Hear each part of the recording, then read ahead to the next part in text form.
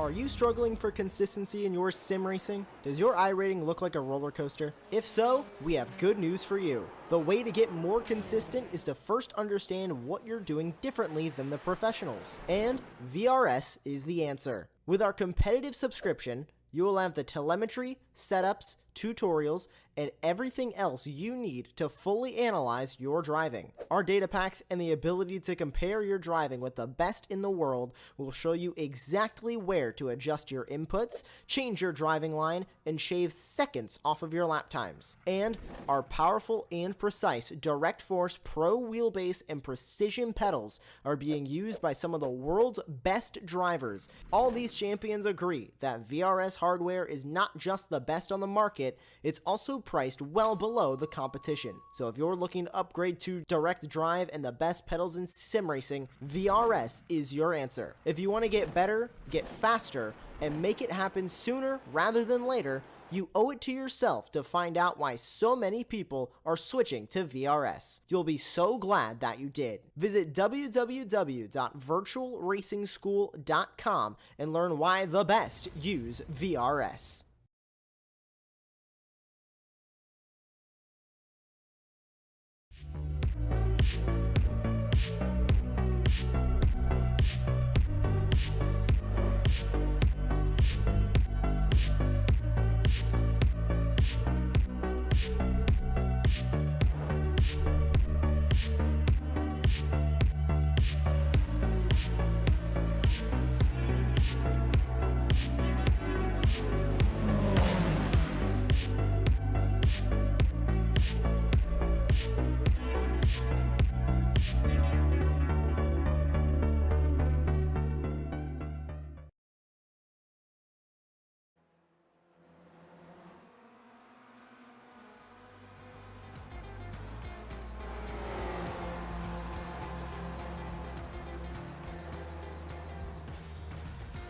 Sign outside Road America's Turn 5 proudly declares the facility as America's National Park of Speed. And well, it's fairly hard to put forward a counter argument with a layout largely unchanged since the mid-1950s inauguration. This 4-mile course has played host to some of the country's most prominent road racing championships. And once again, the Spec Racer Ford Weekend Warrior Series will add its name to that list. Welcome along then to round 10 of this incredible season we have had for you so far this season on Apex Racing TV.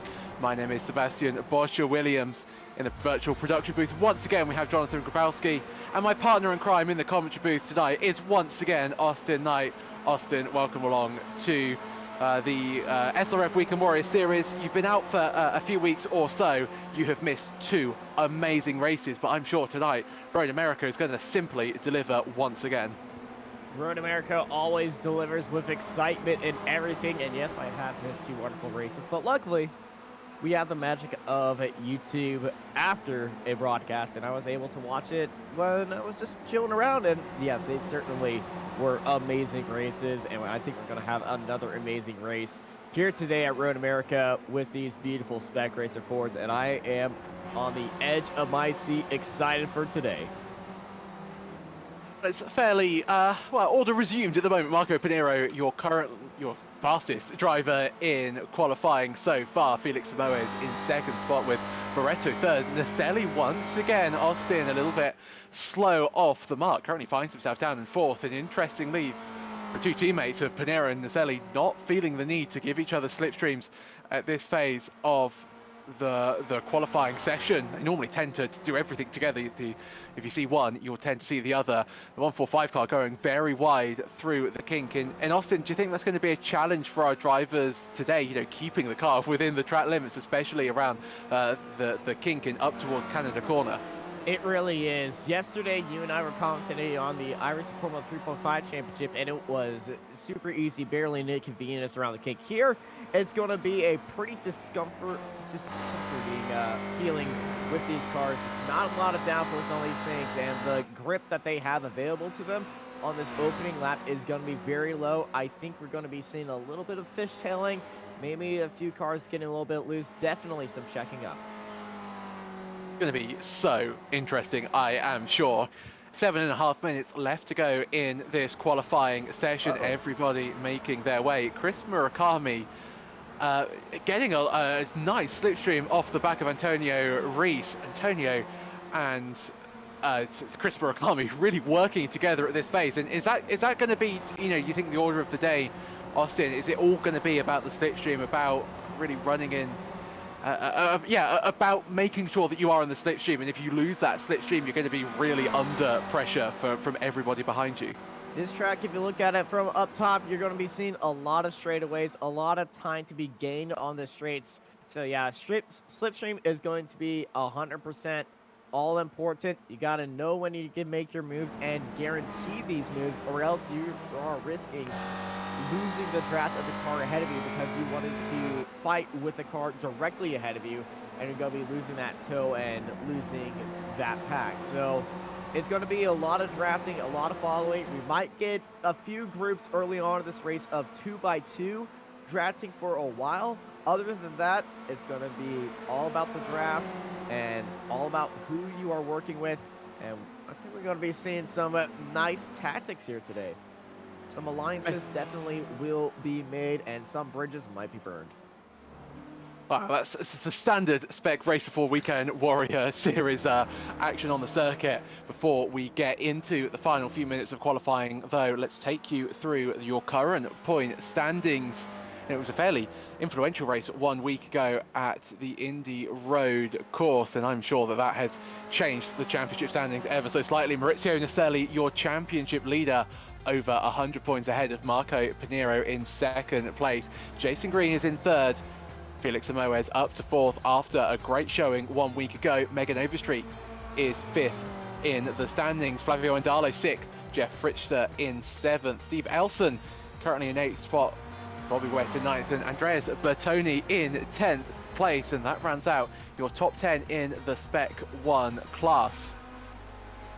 In the Spec 2 result standings, it is currently Lasani at the top of the points. Just 3 points clear of Favini, our two protagonists in the Spec 2 championship. Very close. Then it is Ian Gibson, Alan McCain, Gary Woodbold, Paul Jackson, Philip Berry, Joshua Judson, Todd Hansen, and Brian Short in 10th place. And then moving on to the Masters class, York Miney, unsurprisingly, your leader in the points. Chris Murakami in second place, Tom Gradwell in third, Marcus Burkitt fourth, Jim Brewster in fifth, Mira Haratsky in sixth place, Adam Bradshaw seventh, Kurt Nunez in eighth, Antonio Rees ninth, and Stephen Mitchell in 10th place. 1 point separates 9th and 10th, though. Watch for that to change around in the course of today's race. Of course, Austin, we're at round 10. 3 rounds to go, including this race today. So starting to get to the end of the season, we're starting to run out of opportunities for drivers to make their way through the championship point standings. Although York Miney doing exactly what he needs to do to extend his Masters Class championship lead. Fastest man on the track at the moment. By any, not only is he pole in the Masters Class, but he's pole overall. York Miney absolutely rapid at the moment. Yeah, he got a great opportunity throughout that entire final lap. He was getting draft help. He was got a little bit of bumper help as well, and that's really pushed him up into the lead by 2/10 ahead of Jason Green. And I think we're going to be seeing a few little bit more of that. We got 4 minutes remaining here at Road America for qualifying. One car going off of the track right there, but I still think we got 2 more laps available to a few drivers. To some others, going to be their final lap right now. Yeah, it's such a long lap around here, 2 minutes and 26 seconds. So drivers really have to plan their qualifying sessions a lot more than usual. You see at the top of your screen the fastest lap time by York Miney, 2 minutes 26.430. And then Jason Green 2/10 behind York Miney's time. He'll be hoping to improve. So too will be Pinheiro. And unusually, it's so unusual to see Naselli down in 9th place overall, 7/10 off the current quickest time. He'll be hoping to get a final lap in that hopefully moves him up the order just a little bit. See, up towards Canada Corner, turn 12, Austin, and like you mentioned that yesterday we were here in Apex Racing TV for the Formula 3.5 series. We saw a lot of overtakes heading into turn 12.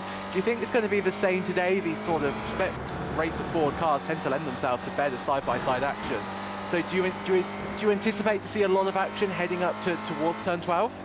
I do, but if it's not the fight for the lead, I do not expect drivers to be heading into turn 12 pretty aggressively in that fight for the lead in these closing stages. But in the earlier parts of this race, yes, but it's going to turn down to a no, because the draft in these cars is going to be very key. But on that final lap, all eyes are going to be on turn 12, and I'm calling it right there. Turn 12 is going to be the move for the lead.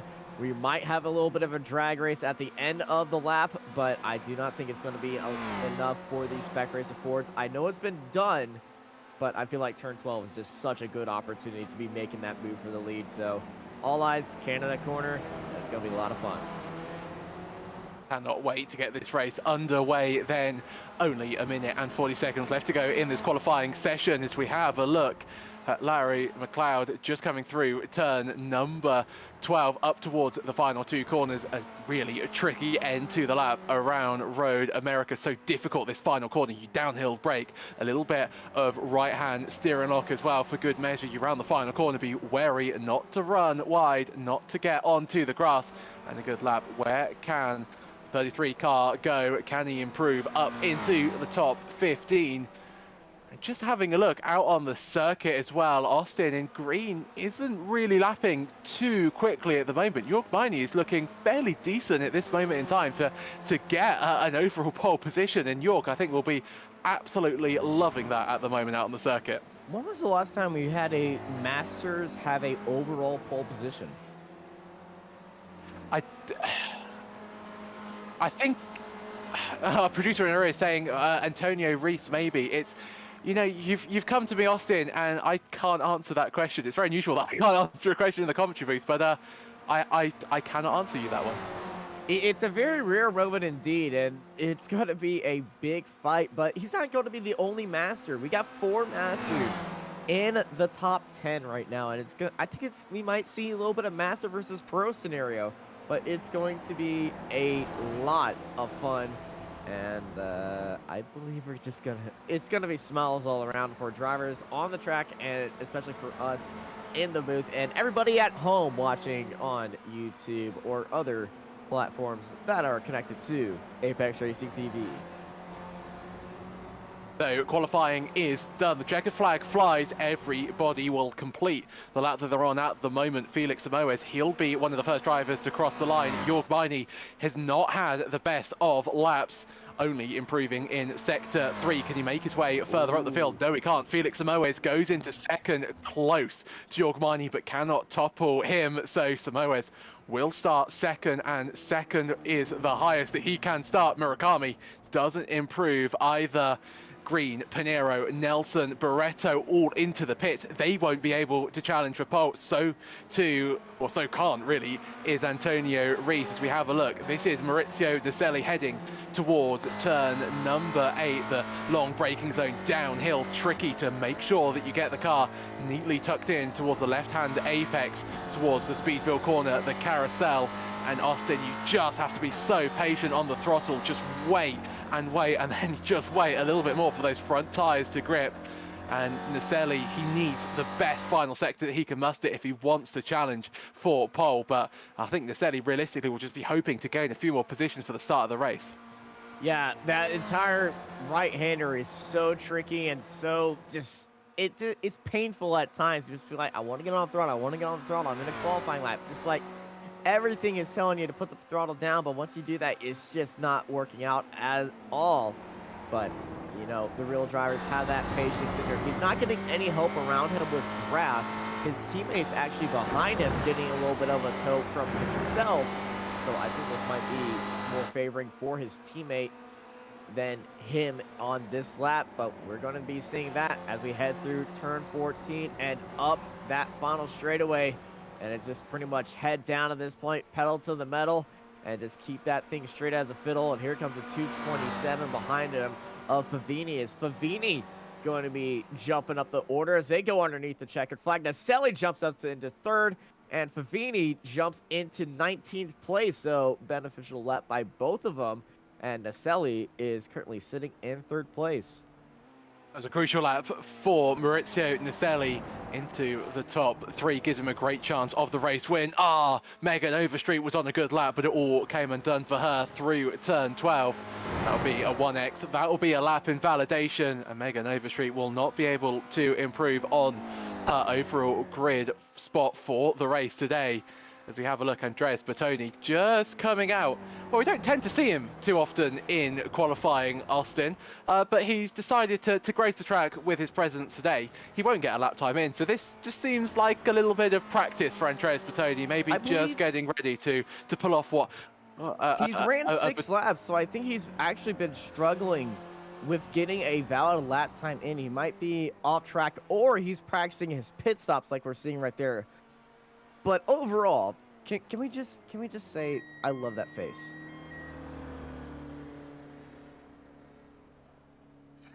So, it sorry, is a wonderful livery. It most certainly is, yeah.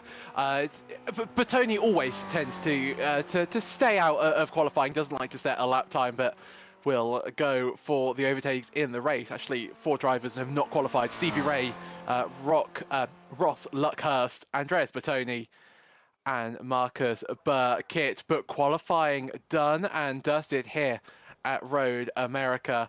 And Austin, I'm going to give you the pleasure of going through this 48-car grid here tonight. Yeah, we got a short run-up, and it's Jorge Mani starting up on pole, followed by Felix Simoes and Nicelli in third, followed by Jason Green, Marco Pinero, Michael Nelson, and Chris Murakami.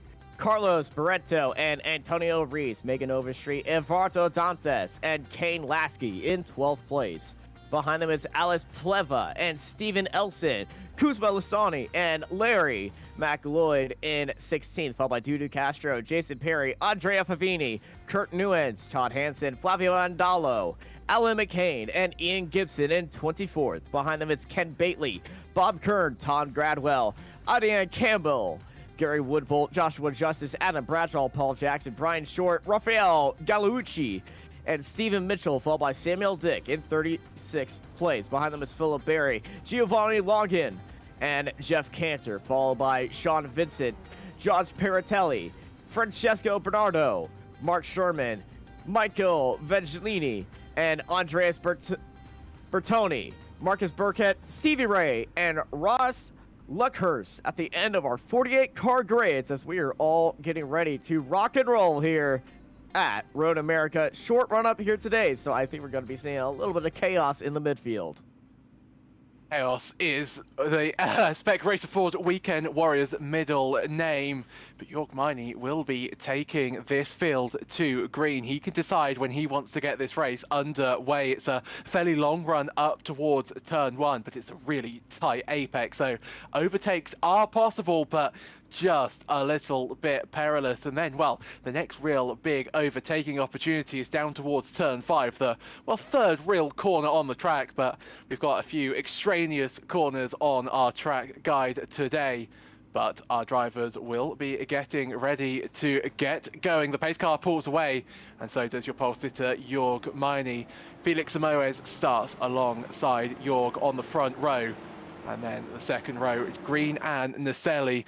And what can Maurizio Nicelli do? He had an off race 1 week ago. He'll be hoping to put that behind him. He'll be hoping to extend his championship lead over his teammate who starts 2 positions behind him. They'll make their way through the final corner as we get ready to go racing for the 10th time this season. Jorg Miney gets away early and has a great start. Green in the background chasing Felix Samoes. Samoes has been caught a little bit unawares at the start. As we head down towards turn 1, Jorg Miney pulls to the outside. He wants to take the racing line, but Felix Samoes has got a great run. Can he send it to the inside as we head towards the braking zone of turn 1? And Jorg Miney is in the lead. Felix Samoes second. Jason Green's found his way past the 44 of Maurizio Nicelli. Chris Murakami there sending it to the inside of Marco Pinero momentarily. Murakami and Gene Nelson were side by side, wide from Pinero. He's trying to get past his teammate of Nicelli as he head up towards turn 5. Overstreet has made up a position on Latsky. Kane Latsky momentarily up into the top 10, but Overstreet has got the overspeed as we head down the hill towards the big braking zone. Murakami's trying to gain on Marco Pinero, but late braking by Nelson, but later 29 car of Dudu Barretto. Castro. Oh, huge incident at turn 5. Cars left, right, and centre. Steve Elton is off the circuit. Oh, secondary and tertiary incidents there in the gravel trap. Austin, oh no, it was going oh so well. I thought it was clean, but turn 5 always proves to be a little bit treacherous. Dudu Castro got into the grass in the braking zone, and then it was just pretty much he was a puck on the air hockey table, and it was just a straight-on collision with everybody else. We saw a little bit of secondary contact. This is currently Kuzma going very slow in the front of that car. The back of that car looks all banged up and battered in, and it's going to be a rough race. But currently our lead pack is separated just about our top 8 through the rest of the field as we continue this first lap. Monty ahead of Samoas and Green and Naselli, your top 4. But that big crash, we do have a replay of Dudu Castro, and just watch for that 73 in the braking zone. He's going to look down to the inside, and I think he got tapped right there or just mistimed his brakes, and yeah, he shot down to the inside, locked up, and then this is just unfortunate contact right there. 2 cars involved in that collection. I think we're going to be seeing a little bit of secondary oh my gosh, secondary contact indeed. That was the 32 coming across his nose, and definitely some words not of misjudgment.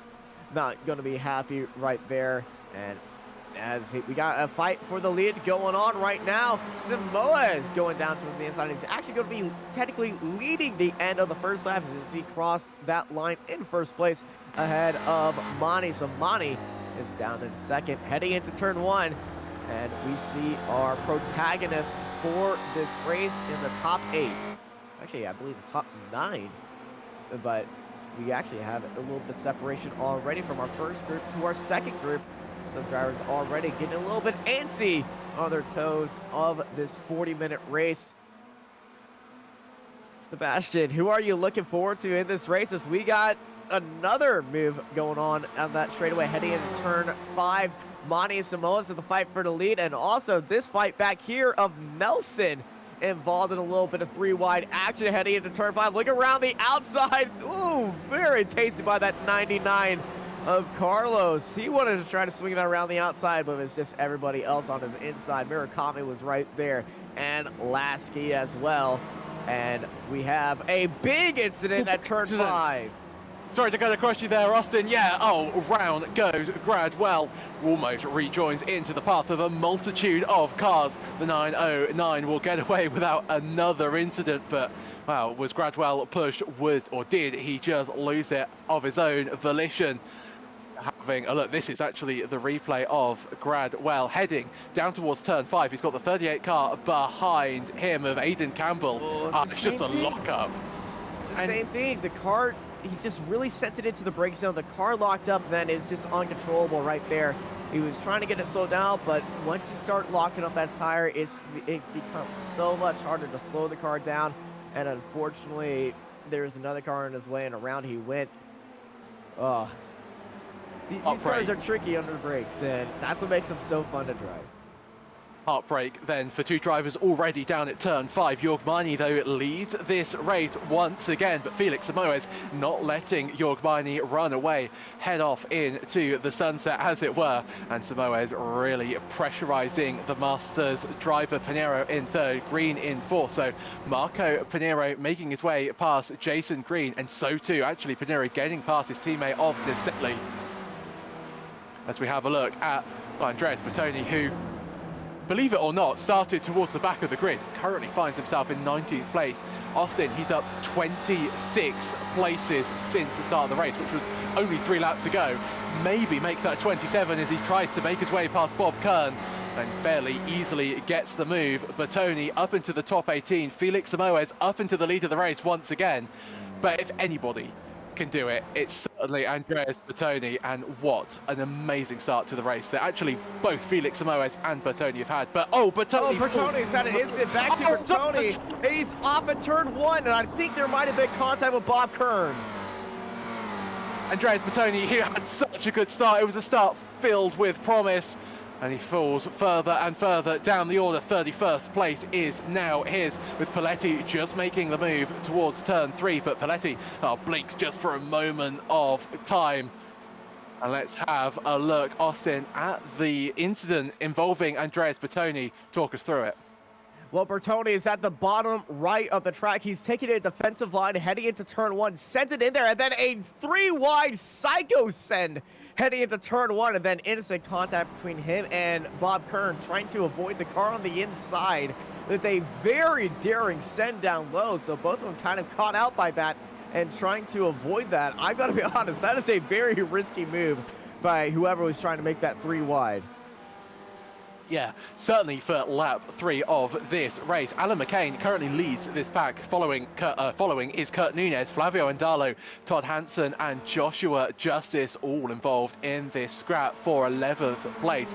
Felix Samoes then leads Spec 1 and the race overall. Marnie is your Masters race leader, and Alan McCain, the man on your screen, is the Spec 2 race leader. Behind him, the Masters driver of Nunes and Andalo. The next driver that Alan McCain is actually racing is in theory, Todd Hansen, but Hansen making his way past Andalo. Is that Hansen with a chunk of damage to the inside? Yes, it is. Aidan Campbell gets past Gibson on the braking zone towards turn 12, so moves happening up and down the field, but Todd Hansen there, Austin, he's second in the Spec 2 class, but that's a whole chunk of damage to the front end of his car. Will not be helping him around the long straights of Road America. It certainly is not. He might get a little bit of that fix, but yeah, the front of that nose is squished like a smart car. And this is what happened to Todd Hansen and how his front nose became resemblance of a dump truck. And oh, Megan Overstreet got into the grass and it became a roadblock up ahead and everybody checking up, and oh no, more chaos coming out of turn 5, heading underneath the bridge and going up that hill. There's a check about the top of that hill. It's pretty much blind for everybody, and especially in these cars. So I'm not surprised that we saw a stack up like on a Texas freeway when the ice is over and nobody able to slow down on that one. Back to the battle for the Spec 2 race lead as we move towards this mega battle down the field for 21st. It's all going to get a little bit tight, a little bit leery up towards turn 5, or should I say down towards turn 5. We've risen and then we start falling away. We start gaining a little bit of speed as we head downhill to the outside. Then we go as we ride on board with Marcus Burkett. Gianni Longjin as well, trying to make his way past Gary Volbolt. Late braking. Is he going to be able to get that car ahead? Gianni cannot. He will go wide. Somehow manages to keep it somewhat remotely on the racetrack. Gets the move done. Well, if that was Formula 1, Austin, I think we might be hearing calls from the stewards to give the place back after gaining a lasting advantage by going all 4 wheels off the circuit. But I can't believe that Gianni Longjin even remotely made the apex there. Yeah, he was going so fast heading into that corner. Luckily, we have the runoff here at Road America, which is actually getting widened due to the new repave going on in real life. So iRacing, good on that, hashtag soon. And it's still very, very impressive that he kept all 4 wheels on the black stuff. It's not in between the white lines, but just be glad that this isn't Formula 1 because everything is still not paved, which is good, but that runoff is so treacherous. Even if you get a wheel off of there, he's so lucky. He's counting his stars that he made that apex, but now he's going to have to be looking down to his inside and see if he can make the move around the outside in the braking zone, because here we go side by side down towards the inside, and it is the 920 of Marcus Burkett down towards the inside and back to the lead of this pack. I don't know if you want to be leading this pack. It looks a little bit treacherous, but Burkett decides to. Felix Samoes falling down the order has currently lost 2 spots. He was leading, but now Marco Pinheiro separates himself from Jorg Miney, who leads this race once again. This pack, though, is just not, I was going to say, they're not, the top 3 aren't running away. In fact, the top 6 are now starting to gain. Actually, it's the top 7 racing for the overall lead of this race so far as they now make their way down towards the braking zone of turn 5. Austin, we've seen so much action happen into the braking zone of turn 5 so far in this race, and I think we're just about to see a little bit more. Marco Pinheiro pulls to the inside. Felix Samoes has a little bit of a look on Jorg Miney, but Marco Pinheiro leads this race. A clean move for the 16 car, and Jorg Miney tasted the sweet the sweet taste of leading a race once again, but Marco Pinheiro decides that he wants to inhabit the race lead for the moment. But anybody from 1st to 7th has a realistic chance of leading and winning this race, Austin. I've noticed the top 3 are really aggressive, but everybody else in this pack was very tentative on the brakes. They went into the brakes a lot earlier than everybody else, and they were just using that draft because it looks like the top 3 are the only ones really going for the lead. Everybody else just sitting back there, counting their time, saving that fuel, and waiting to the second part of this race to really go on the attack. And sure enough, Pinheiro wanted a little bit of taste of that lead and maybe a little bit of lobster money ahead of him as we go to our second peloton of cars and the fight for 11th as we look at Todd Hansen chasing down Alan McCain. Alan McCain still leads the Spec 2 class. Todd Hansen was really challenging him a few laps ago, but that sort of eased off for now. In fact, Hansen coming under pressure from Kurt Nunez behind him. But just like that leading peloton, as you called it, Austin, more drivers are starting to fall in behind Alan McCain. 399 car of Joshua Justice had a little bit of a look down towards turn 12 on Flavio Andalo. Just thought against it at the last moment. Kane Latsky has also made up a place. I think something might have happened to Jason Green because he's currently running in 9th place. So I think we might have lost one car from that leading peloton. There he is. He is off the circuit, and I think, Austin, this might just explain what happened to the 160 car of Jason Green. I feel like it's going to be a issue of SRF brakes and just a little bit of missed time. Oh, behind him, got tapped from behind, and into the wall goes Jason Green. And I believe, was that Barreto or Lasky who hit him? I do believe that was Carlos Barreto just getting getting his braking zone all wrong. We saw that fairly similar incident, I should say, in F1 today. So Carlos Barreto, yeah, confirmation it was certainly that livery that ended up making contact with Jason Green. This is the battle for the lead. The best seat in the house, in fact, is from that 99 car. Jorg Miney leads. Felix Samoas is back up to 2nd. Marco Pinheiro in 3rd. And I just sort of start to think, Austin, there's a car off the track. That's Rafael Gallucci into the wall and back to the pit. So that is at least the ceasement of Gallucci's race so far, as we now have a look at the battle for first in Spec 2. And let's have a look and see what happened to Rafael Gallucci. He's heading up towards turn 3.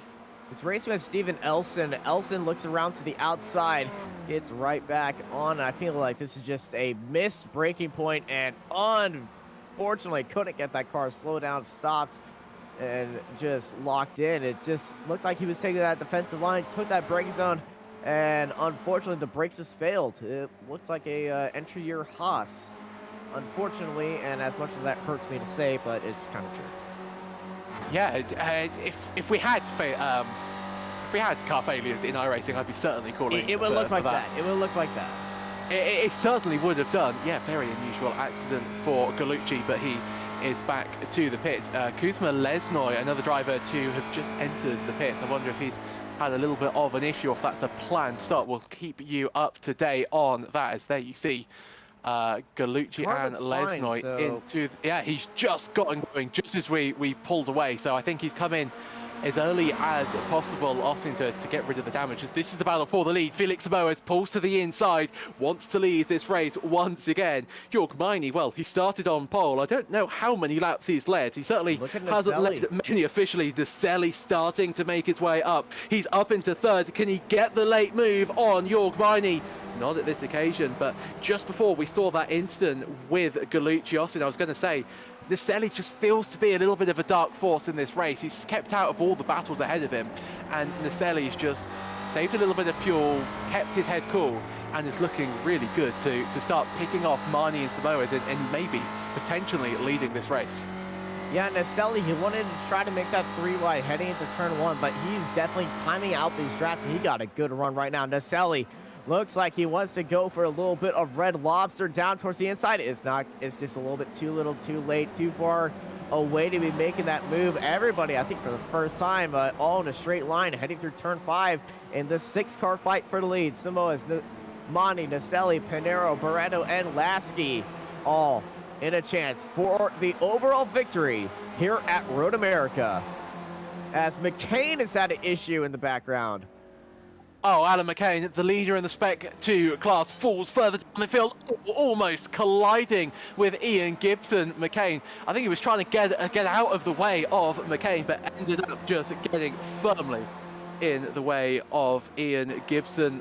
I should say this is what happened to Alan McCain down towards turn 6. He is in the lead. You are very right. Is this going to be an outbraking maneuver? Certainly doesn't look like it will be contact from Todd Hansen. Yeah, McCain. We've seen a little bit of anti-lock.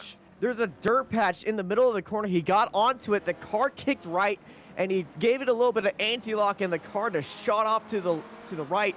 Somebody dragged dirt onto the middle of the track. I believe that is from our opening incident with Dudu Castro. And it's just been staying there in the middle of the track because not a lot of cars run out there. And he just outbraked himself just a little bit, caught it, and you saw the car just get offset. And there he went. That is so heartbreaking. And that just shows the track evolution of iRacing. And that's a sent out towards the inside just a little bit too much. He tried to thread the needle, bake the cookies, the 38 of Aiden Campbell. But unfortunately, it's just a little bit too much. And he kept it all in there, but just a little bit of contact. And heading into turn 14, he wants a little bit of revenge on the car ahead of him, but it's not going to happen. And now we got the 3-1-2 leading away as Campbell's heading into the pits, as well as Larry McLeod. So that was very, very close for comfort heading towards turn 12. Joshua Justice, though, supreme move around the outside of turns 13 and makes the move past both cars. So Joshua Justice now running in the top 10, although helped a little bit by a few pit stops. Larry McLeod, one of the drivers to enter the pits from the top 10. This is getting a little bit spicy heading down towards turn 3. And talking of spicy battles, this is certainly a little bit hot as we down the inside goes Naselli, makes his way past Yorgmani, forces Marnie a little bit wide. That might open the door for Marco Pinero to maybe have a look down the inside as he head up the hill towards turn 6. The 31 of Samoa is being pushed to the outside. Watch in the background for Barreto as well. He could maybe make up a place or two as we ride on board with Samoes. Naselli for the first time today leads this race from Yorgmani. Marco Pinero third, Felix Samoes fourth. Austin, they just keep on switching around every time we come back to this battle. They are in a different order. And if you are Barreto, if you are Kane Latsky, do you think about coming into the pits, just trying something different, just let them fight amongst themselves and just try and out-strategize them? If I was Lasky or Barreto, I would not risk leaving our top 3 alone. I would go into the pits whenever one of our top 3 is heading in there and just use them as a draft partner, because these top 4 are also quick, and Barreto and Lasky are just biding their time as we go side by side, looking down towards the inside. That is Pinero, that is Samoa's looking in on Monty, trying to get a little bit of taste of Red Lobster, but unfortunately it's just too little for him as Monty holding around the outside. I believe all these drivers are going to be heading into pits at the same time. We might have a little bit of a different strategy, but I believe it's going to be half the cars heading with one car and then the rest of the half heading in as well. Naselli looking into the pit lane. Is he going to get any help? No, he's not. Naselli left alone. Everybody else stays out on track, and I think Naselli's just lost this race. So Naselli, was he forced to pit? Did he feel like everybody was going to follow him in, or was that his plan all along? 19 minutes gone in this race. Halfway. As we have a look, Yorgmani down to the inside, Samoes around the outside, so Felix Samoes once again leads this race. Marco Pinero starting to gain on Yorgmani as we head down towards turn 4. In the background, Barreto starting to have a little bit of a look at Marco Pinero. Through turns 3 we go. Now foot firmly flat to the floor, up the gears, 4th gear we pull. Now we're going to go into 5th. Barreto starts to gain on Pinero. Pinero's gaining on Marnie, but they all lift off. They're all just fuel saving at the moment. Really tentative on the throttle. Have to be wary. Oh, he's made a little bit of a mistake. He's going to go down the inside, and he makes the move. Wow, that was unintentional, but unintentionally genius. It was a great move It was a great save. He's actually given the spot back, but Barreto, he could have kept on to that if he wanted to. That was a little bit of chaos mixed in with a little bit of finesse right there. Luckily, everybody kept on their toes and kept going. And I think Bonnie saw that in his mirrors and actually took a worse line to avoid that because he's left a little bit of a gap to Samoans ahead of him. Yeah, this could be crucial for Felix Samoas. He could maybe get that gap that he needs to start running away with this race. Michael Viglini up ahead, though. He's a little bit of lapped traffic that your race leader, Felix Samoas, will have to encounter, will have to traverse in the course of his race. As we head through the kink, this is where the slipstream comes into its own. Yorgmani should be able to start reeling in Felix Samoas. Once again, Pinero following suit. Barreto, what a move that was into turn 5, intentional or not. It was certainly exciting. It was certainly worth it. Oh, Viglini off the circuit, tries to let everybody go. Successfully, in fact, does let everybody go, but has a little bit more gravel in the car than necessarily he would have liked. But Samoes, 0.4 of a second ahead of Yorgmani. Austin, this is easily the largest leading gap, but oh, Samoes is wide on the exit, and that's Barreto into pits, but only at one more driver decides to head into the pits. So this will be interesting now to see where does Barreto come out in relation to Maurizio Naselli, this man on your screen as he heads through turn 12. And Naselli, he's in a little bit of traffic at the moment, stuck behind Bernardo. Not necessarily working out for Naselli at the moment, Austin. Should we break out the Dancing Dots of Doom? I feel like this would be the perfect the perfect time for the Dancing Dots of Doom. Naselli is the car in purple, as we can definitely tell where our leaders are. The number 1 and the car in 10th place and falling down is Barreto in the pit lane. Here comes Naselli. Naselli is going to be right there, and this is going to be the easiest pass he's ever made. Big difference in pace by Naselli, and I feel like Naselli just exited in the perfect opportunity with everybody else, as that red number 12 is what we're going to be looking forward to. That is Naselli versus our lead pack, and they are currently separated just by, I believe, 36 seconds. So this battle for the lead, we had 7, then it was 6. It's now become 4. Both Naselli and Barreto have come into the pits. They have served their stop. Samoes, Mani, Pinero and Latsky yet to grace the pit lane with their presence as we head through the carousel. Yorgmani now closing in once again on Felix Samoes. They always have, every lap so far this race, Austin, they've been having a little bit of a look at each other down towards turn 5. I think for the first time, though, no positions were swapped.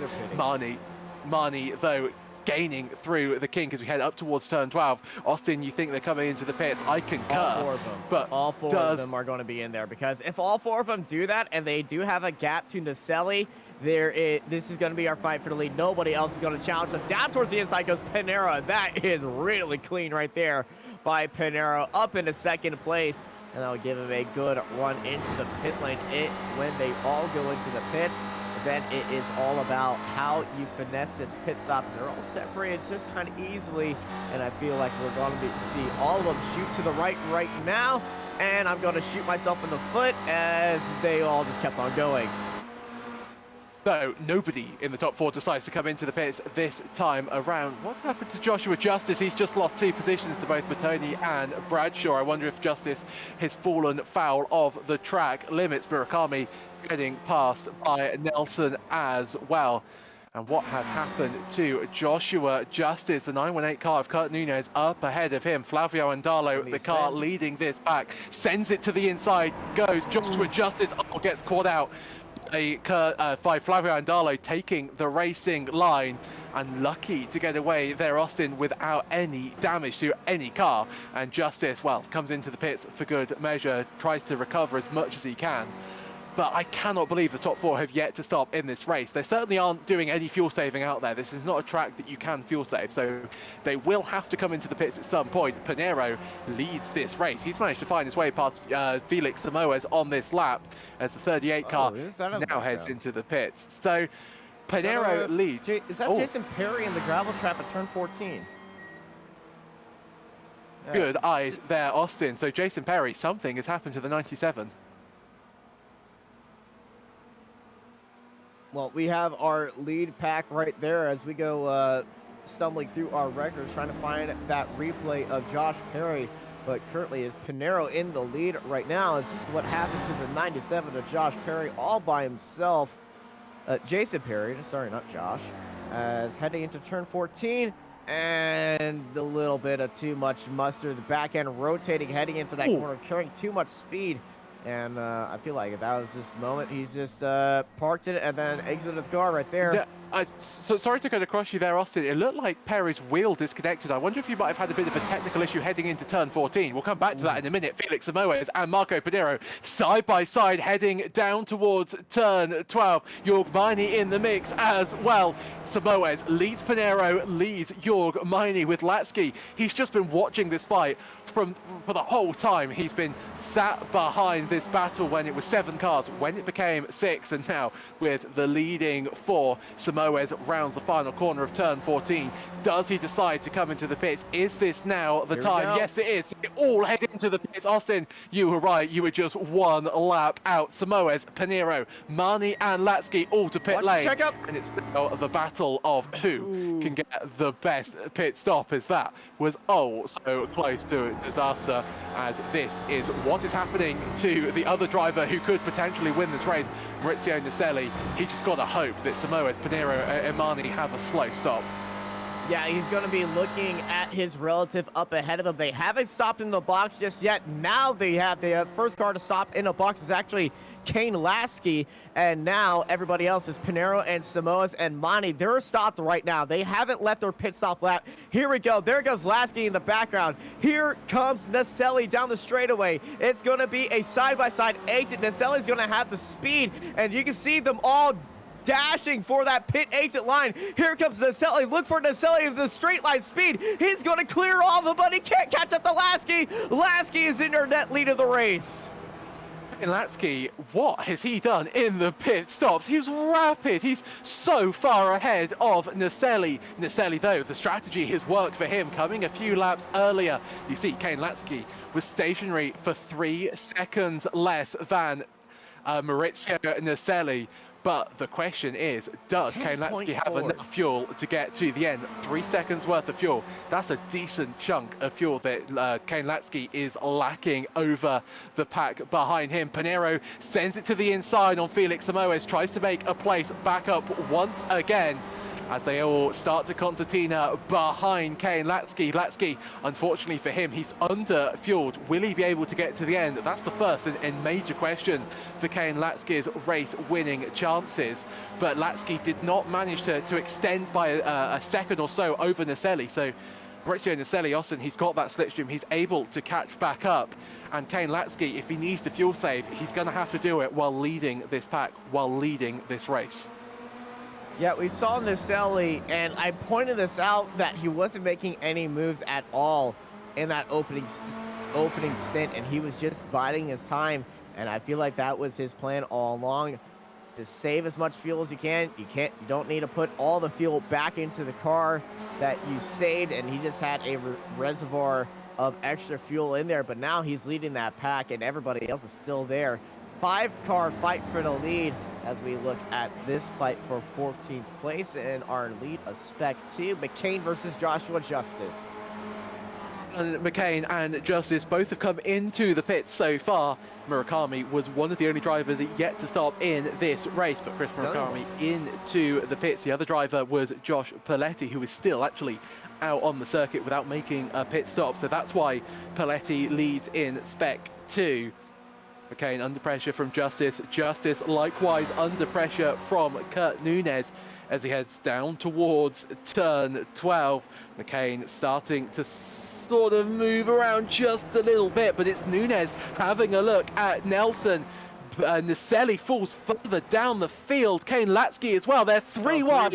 Heading into turn one. Marco Pinheiro takes the lead. So too does Jorg Minor, or at least he tries to. Side by side on the exit of turn one as they make their way through the kink of turn two. Latsky's down to third. Maurizio Naselli is down to fourth. Jorg Minor tries to lead this race but has a Marco Pinheiro firmly down the inside. They're still too wide on the exit as they make their way down towards turn five. Under the bridge we go. Pinheiro starting to just lose a little bit of ground to three wide action. He's going to get three wide. Kane Latsky wants this lead of the race back. Latsky absolutely fearless. He's cleared Jorg Minor and has cleared Marco Pinheiro. Supreme driving by Kane Latsky. Jorg Minor in second, but wow, that's bravery and a half from the 09 car, Austin. Yeehaw, baby, right there. Kane Latsky making it three wide. I thought he was going to give a little bit of a push to Monty up ahead. He did give a little bit of draft assistance, gave him a little bit of push with the nose, and then said, you know what, I'm just going to go for it. Three wide, send it, and he's really sent it right there. Back into the lead with less than 10 minutes to go. Latsky leads out Monty, Pinheiro, Simoes, and Naselli as we fly through Speedville in these beautiful spec races. And that is Chris Murakami facing the wrong way, with damage to the rear end of his car. Heavy damage. So what has happened to Murakami, who was one of the last drivers yet to stop in this race, had a very promising second half of this race. There's a lot of damage on the rear of that car. So I'm Austin, guessing we have to look at a replay. Talk us through it. Well, the car in front of him missed a braking point, and he just tried to correct it right there and just lost it underneath the brakes. And I feel like that little bit of dirt patch in the middle of the corner came into effect right there in the back of Chris Murakami's car. Looks like a old Le Mans prototype where they just took away the rear of the car and made that a zero drag machine. I believe that was a Nissan. Actually, it kind of looks like the Peugeot, the current Peugeot hypercar.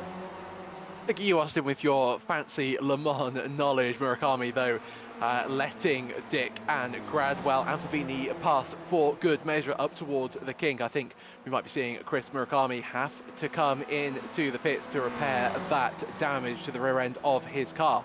So Pinheiro leads. There's a little bit of tyre smoke heading into turn 12. This is, though, the battle for the race lead heading into the braking zone of turn 1.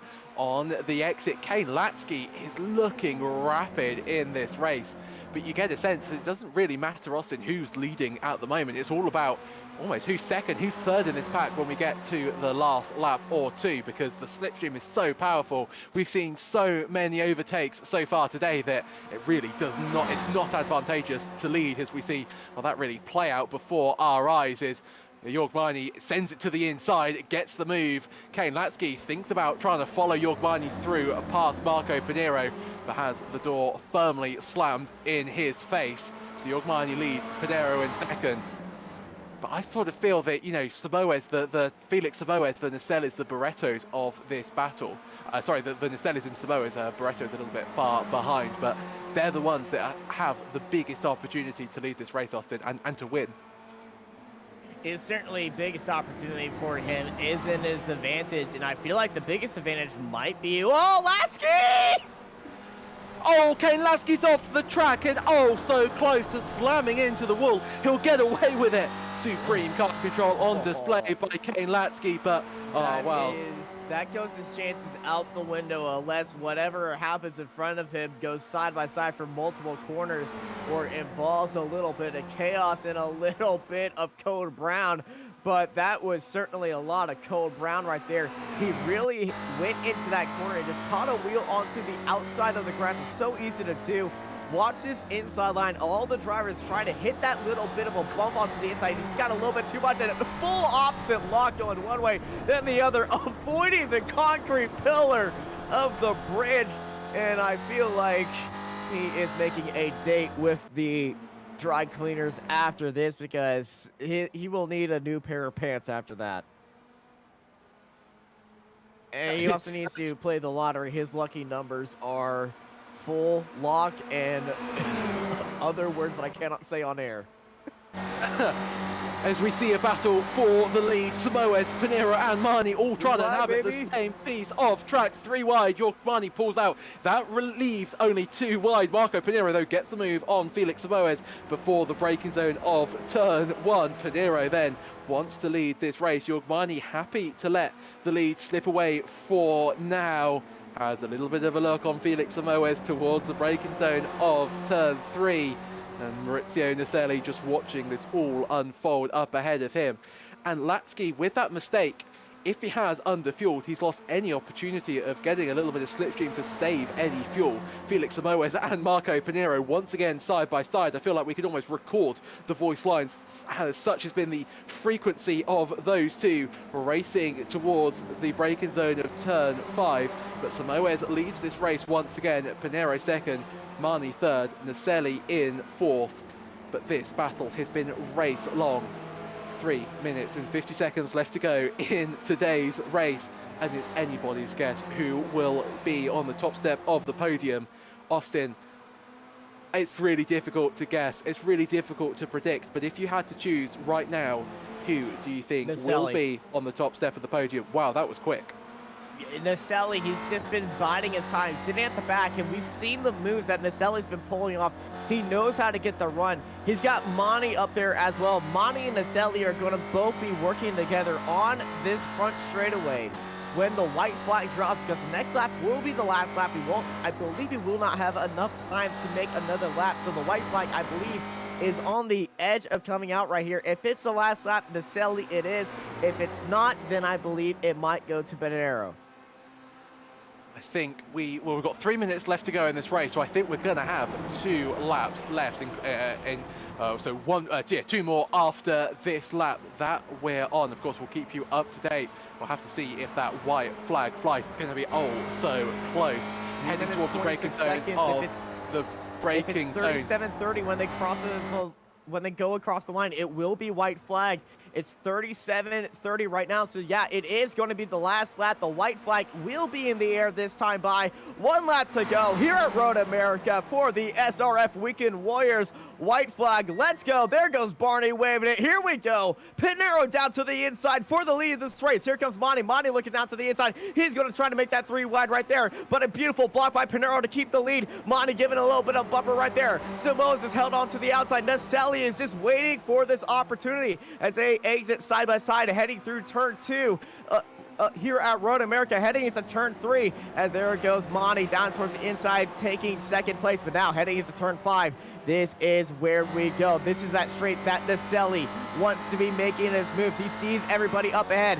Mani, he's under pressure. He's looking down towards the inside. There goes Samoes. He's on to the outside. Pinero staying in the middle of both of them.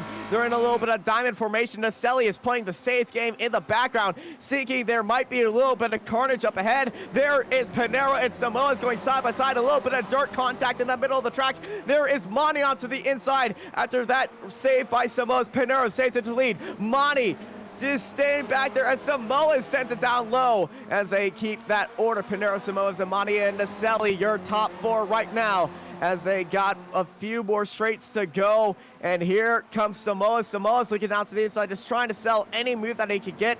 Mani is right there, but look how close Samoa's and Pinero are to each other. They're on the dirt. They're using all the track right here as we fly through the carousel. Samoa's got a little bit too close for cover. He's backed out right there, but right into the bumper of Mani, and here comes Naselli. Naselli around Speedville. Naselli has got a load of speed. He is on the gearbox and bumper of Naselli up ahead as we fly through the kink. A little bit of correction by Mani up ahead. Pinero, he's got a lead right behind him because they're all fighting over themselves. They might have tripped over themselves right here. Comes Mani. Mani look onto the outside. Samoes is onto the inside. They go side to side. They make contact with each other. They make a 1 bump. They make a 2 bump. Here comes Naselli down low trying to make a little bit of advantage right there, but he had a big overcorrection. Naselli falls off right there.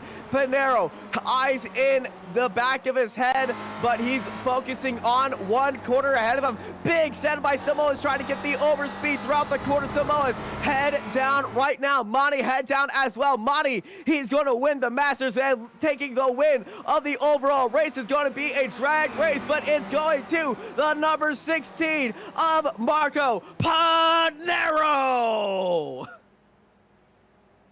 Marco Pinero gets the win. Supreme race all round here today. Samoa second, Marnie third, Naselli in fourth. Barretto will finish in fifth. Kane Latsky had to come into the pits on that last lap, so did not have enough fuel to get to the end. Latsky risked it for the proverbial chocolate biscuit, but in the end it didn't work out for him. Todd Hansen though will cross the line to win in Spec 2, a Supreme race from start to finish, even with that heavy front end damage that he carried for the first stint. And great race all round. Justice will finish in second place. So Joshua Justice up 18 spots from where he started. Great race by the other Spec 2 car racing towards the line. Burkett and Bernardo, oh, so close to swapping places, but they will end up in 16th and 17th place. As everybody crosses the line, Austin, 36 drivers finished the race, 48 started, but what a race we had in store today. What an amazing race once again that Spec Racer 4 delivered. It certainly did. Pinero was in the lead. He got that opportunity. Then everybody else was fighting over second place and just trying to get into that catbird seat. But unfortunately, when they were fighting for second place, that just allowed Pinero to pull away that gap that he had to Samoa's. I believe it was 4/10 heading into that final sector. Samoa's and Mani, when they started fighting with each other, that pretty much written the story right there. Marco Pinero takes the win and takes a little bit of damage as well, but I believe he's out of fuel and he doesn't care. He's going to be climbing the fence and he's going to be celebrating here today. It was Naselli that got a little bit of contact made to him. I think that was McCain running into the back of him. Pinero already back to the pits, doesn't want to be involved in any post-race incident, wants to try and preserve his car as much as possible. Of course, his race-winning entry here today. Oh, it's a little bit of bubbling heading in to the braking zone of turn 5, and I think that's the best send-off that these drivers could give to that tricky corner that's caused so many issues today. But here are your race results. Marco Pinero then takes the race win. Felix Samoes in second place, and Jorgmani rounds out your podium places. Jorgmani also picking up the Masters win for good measure. Maurizio Naselli will have to settle for fourth, Jason Green in fifth, and Carlos Barretto in sixth place. Michael Nelson in seventh, Larry McLeod in 8th, Todd Hansen 9th, and Alice Pelver in 10th place. Kurt Nunez finished 11th, Joshua Justice in 12th, Alan McCain 13th, Ian Gibson in 14th place, Andrea Favini in 15th. Marcus Burkett finished 16th place with Francesco Bernardo in 17th, and Samuel Dick rounding out your top 18 finishers.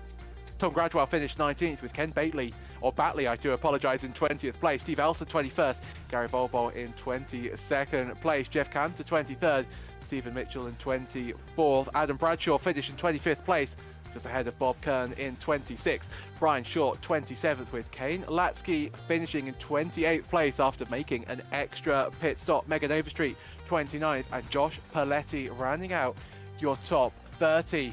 Chris Murakami with that damage finished in 31st. Rafael Gallucci after that incident recovers to 32nd. Paul Jackson 33rd. Mark Sherman 34th. Lesnoy in 35th. And then we get to our first of our lapped runners.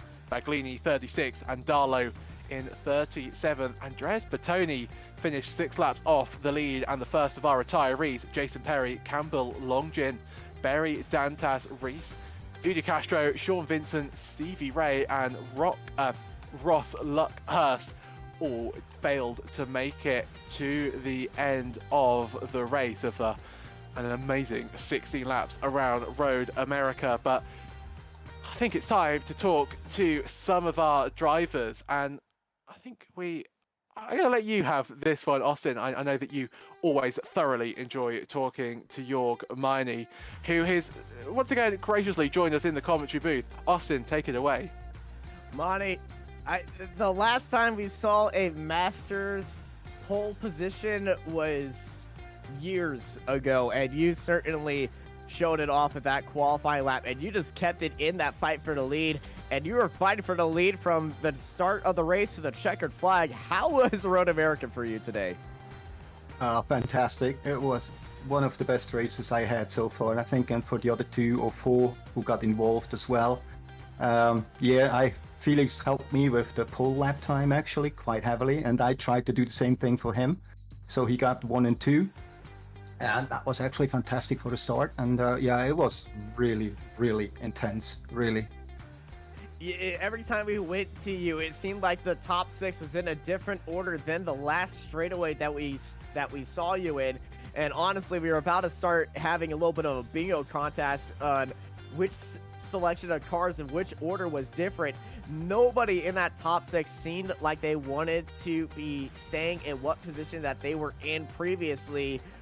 How was racing around this group of guys? Everyone was looking so clean. There was no drama whatsoever. That was one of the cleanest fights and one of the most intense fights we've seen here in the fight for the lead. Yeah, just look at the last 2 laps. I mean, Marco and I were side by side for a few corners, and I mean, you can only do that if you trust the guy next to you. And those guys are all just amazing, and it's really fun to drive with them. Well, next race is going to be at Suzuka, the East layout. How are you familiar with that track, and how are you feeling about that? Because it's a variation on a track that everybody knows, but it's a variation that is not really used a lot. I mean, you're right. I'm gonna have a look at on Tuesday. I'm not gonna do any laps before Tuesday. I feel that opportunity after this race. I'd just be saving an entire day breathing and just reflecting on that. This would definitely be a race you just reflect on and just enjoy it. Oh, I did enjoy every single lap, and you should see it. You should hear our chat box that we have. I don't know how we do that. We just chat along all the time, and everybody is chatting with each other through everybody, and that just makes it so fun. Yeah, I had one of my earphones, headset. I had my headset on for the driver's chat, just a little bit muted, and every lap it just seemed like y'all are just having a blast. Yeah, I think that's valid for everybody who raced in the top 6 now today, and sadly Jason got bumped out on one. I forgot the lap where it was. Otherwise Jason would be quite close to us as well. He would definitely had a chance to win too, but I'm very happy on 3rd position. That's fine. Felix made a little mistake on the kink, and I had to lift a bit more, and that's why I couldn't catch Marco anymore, and Felix at the end. Otherwise I would have catched Felix and at the end Marco. Yeah, everything comes down to the smallest things, but it was a overall 3rd place, another Masters win for you, a great day overall for you in the 925. Before we let you go, and that beautiful red lobster car, before we head to beautiful Suzuka, anybody you want to thank? Yeah, thank you for RaceVoice, and now I don't forget the name anymore. Thank you for sponsoring all, that racing league. It's so much fun. And thank you to you guys as well for broadcasting. I'm always listening to video afterwards on YouTube. And it's always fun to hear you guys talking about that situation and so on. And it's even sometimes very funny to listen to the conclusion you came up to it. And sometimes it's totally different what you're saying, but that's the fun of it as well. Hey, you're on the track, we're up here, we have different experiences, and that's kind of the golden thing. And sometimes Sebastian and I are just a little bit crazy, so. Yeah, that's fine for me. But like I always say, crazy is good, fuel saving, who cares about fuel saving? Racing is fun. Racing is definitely fun, and you definitely had some fun out there on track. Sebastian, any closing thoughts? What an amazing race we had once again here at the Spec Racer Ford Weekend Warrior Series. As you mentioned, Austin, in 1 week's time, we'll head to Japan and we'll do it all over again. Thank you all so much for everybody coming along to watch the race. Big thank you to Jonathan Grabowski in the production booth, Austin for being alongside me. My name has been Sebastian Boscher-Williams. I hope you've thoroughly enjoyed the race today. We will see you in 1 week's time as the